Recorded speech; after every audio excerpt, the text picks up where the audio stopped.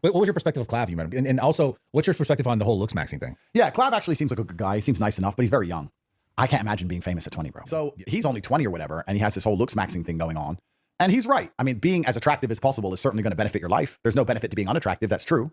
I do think that male attraction, though, isn't actually primarily really based on how you look. I think that male attraction is based on other things. Obviously, being good looking helps. Yeah. I think that women are a mirror and that they can teach you things about yourself based on how you act towards them. I think that's true. Yeah. Women are a fantastic mirror in all ways. They're a fantastic mirror in the positive and the negative. If you want to know how the world views you, or you want to find out the image you give across to the planet, if you want to see how you're really perceived, just go talk to girls. You can see, because, you know, the difference between sexual harassment and a wife is simply the vibe and image you give off. You can say the same things. It's not even the words. You've all seen that meme, right? Yeah. The fat guy says it, and then the good looking guy says it, and there's a completely different reaction. So women are a fantastic mirror. If you really think you're the man, then go talk to a beautiful woman. Let's see how she talks to you. So I think that women teach you things because they reflect, you know, the vibe you give off. And I think that's very important. I think a lot of people don't pay attention to those lessons, though. But if you're competent or you're strong, look, I know guys who are ugly, but they look scary, and that's enough, because they look scary. Yeah. You know, so you can be attractive as a man without being good looking. Unlike a woman, which you basically have to be good looking. Yeah. So, you know, Looksmaxing is one thing, and I'm glad it works for him, and I'm not here to parade. But I think that teaching a whole bunch of young men to try and look as good as possible as opposed to be as good as possible is not the right way to go. I think that teaching most young men to be as good as possible gives them a higher chance, because not every man is going to be able to drastically change their appearance. Yeah. I mean, like to genuinely drastically change how you look, for a lot of men, it's going to be nearly impossible. But nearly any man can get strong. Nearly any man who dedicates himself can get rich. Any man can get important. Any man can be confident. Any man can be brave. Any man can, you know, solicit respect from society to a degree that women find you attractive. Because women, although they like how people look, they actually have a whole bunch of other factors they find attractive, luckily for us. Yeah. You know, so I'm not against Looksmaxing. But if a young man were to come up to me and say, how do I get as many girls as possible? I wouldn't say, of course I would say look as good as possible, but I wouldn't make that the primary focus. There's other things. You wouldn't start bone smashing. I wouldn't start bone smashing, no. Okay. Instead, he should get a whole bunch of money. Women are attracted to power. Yeah, that's a fact. Well, that's what they're attracted to. Whether that's physical power, financial power, social clout, whatever it is. Women are attracted to power. So you should What's focus on going on, everybody? It's your boy Leon from Leon Talks TV, and welcome back to my channel. Today, we're delving into some intriguing ideas about Looksmaxing and the pressure young men face in today's society. Recently, Andrew Tate discussed the concept of wealth and attractiveness, emphasizing how looks often plays a crucial role in dating. So recently, Andrew Tate appeared on the RawTalk podcast with Bradley Martyn, where he was asked about clavicular and the Looksmaxing movement. For those who don't know what Looksmaxing is, I'll provide a breakdown. We also discuss what Andrew Tate said about Looksmaxing and his overall thoughts on the topic. Additionally, I'll share my own analysis and perspective on Looksmaxing, whether it's a positive or a negative approach, and what I think about clavicular, and I'll explain who clavicular is and what he stands for and his philosophy on Looksmaxing. But there's a deeper conversation to have here about the obsession with looks and the lengths some people go to achieve perfection. We also touch on real life examples like Michael Jackson, who exemplified the extremes of pursuing an ideal appearance. So let's break it all down and see what it means for young men today. Chapter: Understanding Andrew Tate's perspective on attraction and breakdown. So let's break down Andrew Tate's views on attraction and what he thinks really matters for young men today. Number one, clavicular position. You see, Andrew Tate sees clavicular as a young and likable guy who has found success early at just 20 years old. You see, he acknowledges that being attractive can really help someone in life. However, he suggests focusing only on looks isn't the best approach for every young man. 2. Attraction beyond looks. Tate argues that while being good looking has its perks, men are not just judged by their physical appearance. He believes that other qualities like strength, competence, and presence are really important too. For example, he points out that the same people might not fit the traditional mold of attractive, but they can still seem intimidating or commanding, which makes them attractive in their own way. 3. Critique of Looksmaxing. While he admits that improving one's appearance through Looksmaxing can be beneficial, Tate is concerned about its focus. He feels that teaching young men to prioritize looks over personal growth isn't ideal. The truth is that drastically changing one's appearance isn't realistic for many, but working on things like strength, confidence, and financial success is something most men can achieve. However, me personally, I disagree. In that aspect, it's probably easier to change your looks drastically than becoming the 1%er in terms of financial and wealth, because drastically changing your looks can differ in terms of any aspect. If you're 500 pounds overweight and you get down to, I don't know, 200 pounds and you're lean, you're going to drastically change your look regardless. It just depends. You can be a bald guy with no facial hair and you get a hair transplant and a beard transplant and you look totally different. It really just depends on how you look at things. I would argue that it's probably easier to change your looks than to become a multi-millionaire. But it's debatable, however you want to see it. However, number 4, alternative focus. Tate emphasizes that instead of just worrying about looks, young men should focus on becoming the best version of themselves in all areas of life. He believes that qualities like financial success, social status, and personal power can greatly enhance attraction and improve how people see them socially. And 5, power attraction. He clearly points out that women are often attracted to power. This can show up in different ways, whether that's physical strength, financial success, or social influence. Tate suggests that a person's overall situation and abilities can have a bigger impact on attraction than their looks alone. So Tate's perspective encourages young men to look beyond just physical appearance and focus on personal development, which he believes will lead to greater success in life and relationship. Chapter: Understanding Looksmaxing, the quest for attractiveness. So let's talk about Looksmaxing, which is an online trend where guys try to boost their physical attractiveness as much as possible. This idea started in some forums and has now become popular on platforms like TikTok. Looksmaxing is all about self-improvement, focused on how we look, and it can be divided into 2 parts: soft maxing and as well as hard maxing. You see, soft maxing refers to the easier everyday changes you can make to improve your looks.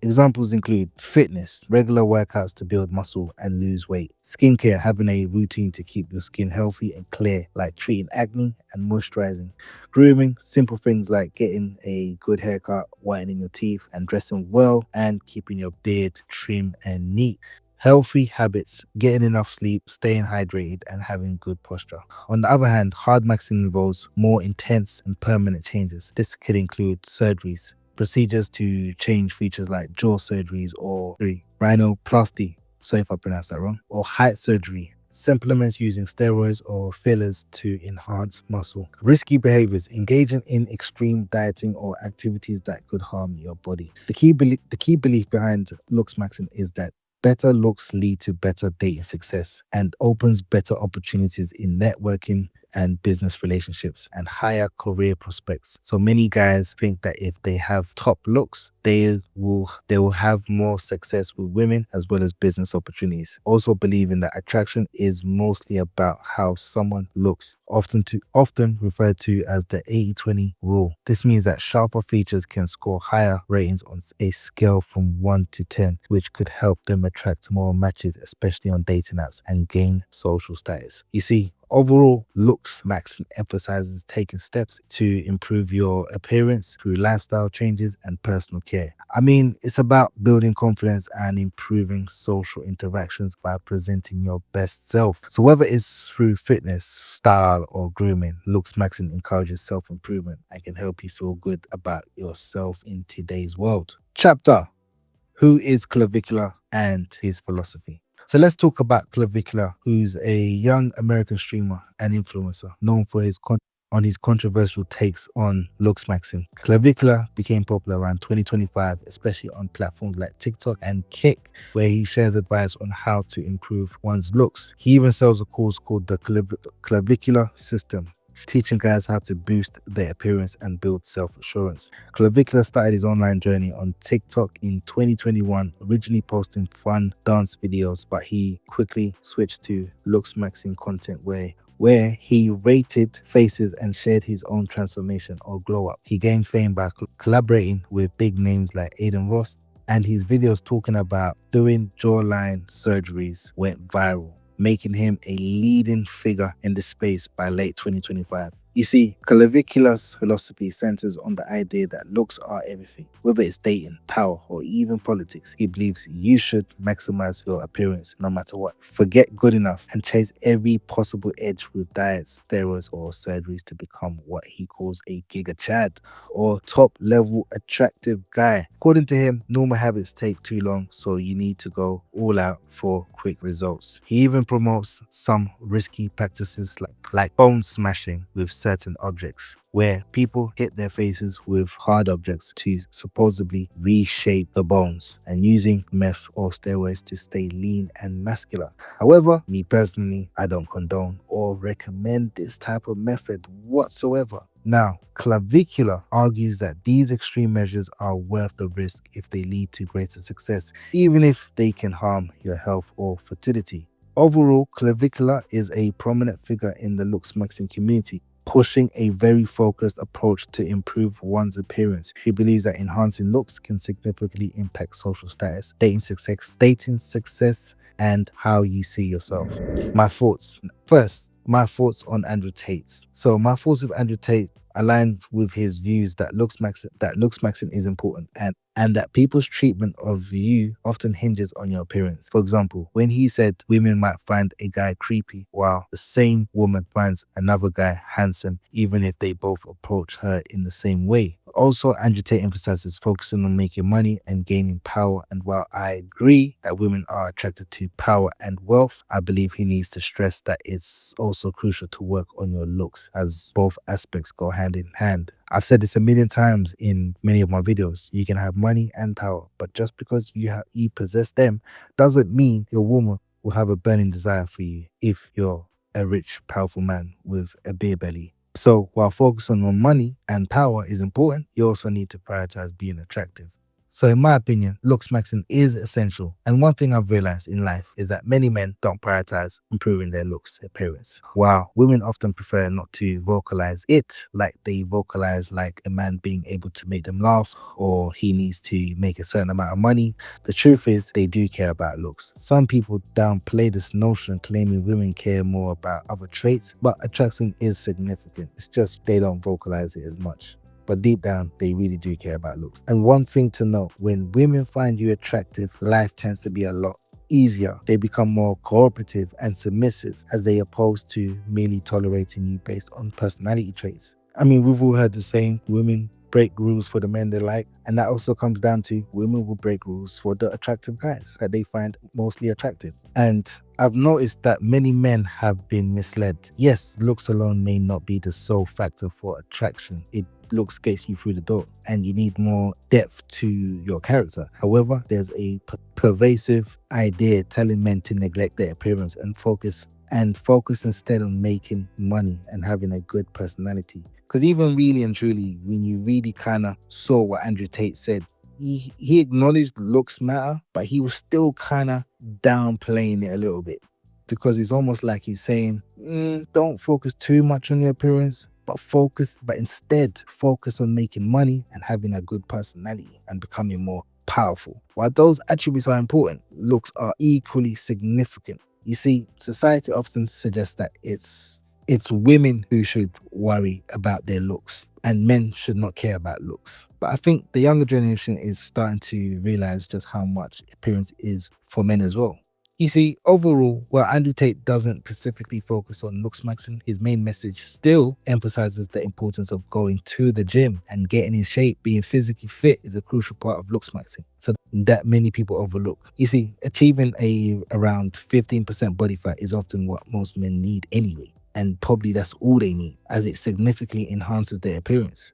When you're in shape and at the body fat percentage, it improves your overall look and attractiveness. You see, a well-defined physique makes your face appear more attractive and you look great in fitted clothes. So in that sense, Andrew Tate is continually advocating for improving one's appearance through fitness, even if subconsciously he doesn't know that, which pretty much aligns with the principles of looksmaxing anyways. Where I draw the line. So, first things first, Clavicular, he's not the first person to bring this idea of looksmaxing to the forefront of the internet. Others like Waffles, to be fair, some great videos and breakdowns on Looksmaxing and the BP philosophy. However, clavicular has become the face of it as of recent times, likely due to his transformation content. I do agree with Andrew Tate that many of these young guys getting into Looksmaxing often lack significant life experience, while some, like waffles, seem to have a bit more maturity and an edge compared to the average 20-year-olds. A lot of them still display immaturity, especially with the whole face racing concept. Now, I don't really agree with the face rating. Yes, you can point out areas where someone might improve their appearance, but face ratings are often incorrect. I mean, for the most part, it really comes down to the fact that it's subjective. The whole concept of men engaging in face rating makes little sense because at the end of the day, the target audience is women. And to be fair, each woman has different tastes and preferences. Don't get me wrong, you can be universally attractive and we can have a general idea of what that looks like. However, that's truly a very small percentage of people. So let me give you an example of how these ratings often get it wrong. For example, I saw Clavicular rate Michael B. Jordan as a 3 or 4, and I'm not sure if he was serious or trolling. What would you rate Michael B. Jordan? A lot of girls I know, they really like Michael B. Jordan for whatever reason. I can tell you the reason. It's the fact that he's rich and famous, right? And facial aesthetics, he's far below average. I'd say that he's about 4 out of 10, maybe 3.5. Super facially challenged, very aesthetically disfortunate. So Michael B. Jordan is not a mugger, not good looking at all. Okay. So that's why he gets the 3.5 out of 10. I could totally see people saying you're not as good looking as Michael Jordan, but I think they're just choking on the status quo. There is some obsession over symmetry, proportions, hair, how your cheekbones sit on your face. Clavicular is quite literally obsessed with that stuff. He's getting a double jaw surgery, leg lengthening surgery, and he takes meth. So if he feels that Michael B. Jordan is a 3.5 and needs surgery, this is the exact surgery that he would need for Clavicular to call him a 10. Hollowed out cheekbones, sharper jawline, smaller nose, bigger lips. Yeah, I think this is exactly what Clav would want. Now, when it comes to extreme Looksmaxing practices like height surgery or jaw surgery, which Clavicular has gone on to say that he's still looking to do after the many things that he's already done when it comes to Looksmaxing and hardmaxing. Now, that's where things get really concerning. Me personally, I can get behind soft Looksmaxing strategies like going to the gym and improving your skin texture if you suffer from acne. The only surgical procedures I would support are things like teeth straightening or new teeth or getting a hair and beard transplant. However, anything beyond that, like massive surgeries, make me draw the line. You see, someone like Clavicular, he is never going to be satisfied in terms of how he looks. No matter how good looking women might perceive him or how much his improvement has been, and no matter how much facial improvement he's done in surgeries, there's always going to be something that he's not happy about. And he's always going to take it to extreme levels in trying to search for that perfection. It's almost like an addiction when you look at it. And it's going to become really addictive and can be very addictive to the younger generation as well if they adapt to the same method. It's like a drug. And if you think about it, this guy who is only in his late teens or early 20s, he still has a whole life ahead of him. So I guarantee you that after he's done with the height surgery and the double jaw surgery, he's going to carry on doing more surgeries until he's 40, 50, or even 60. Let's take Michael Jackson, for example. He's a prime example of extreme Looksmaxing. In the 80s, he went from some extreme nose surgeries. I'm not sure how much surgeries Michael Jackson actually had, but you can all look it up. He seemed like he never stopped. He just kept on doing it and doing it and doing it again. That's the thing about all these people who undergo extreme Looksmaxing.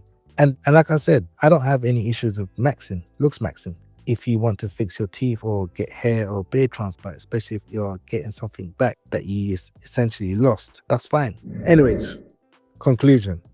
In conclusion, the quest for perfect look through Looksmaxing can lead to a never-ending cycle of dissatisfaction, as we've seen with figures like Clavicular. The push for extreme measures often stems from a desire for validation and acceptance. While it's great to want to improve yourself, it's essential to recognize the risk associated with obsessing over appearance. We talked about how Andrew Tate's insight shed light on the importance of both physical fitness and financial success, but the underlying message is clear: balance is key. It's important for young men to feel comfortable in their skin while striving for personal growth that doesn't lean on unrealistic standards.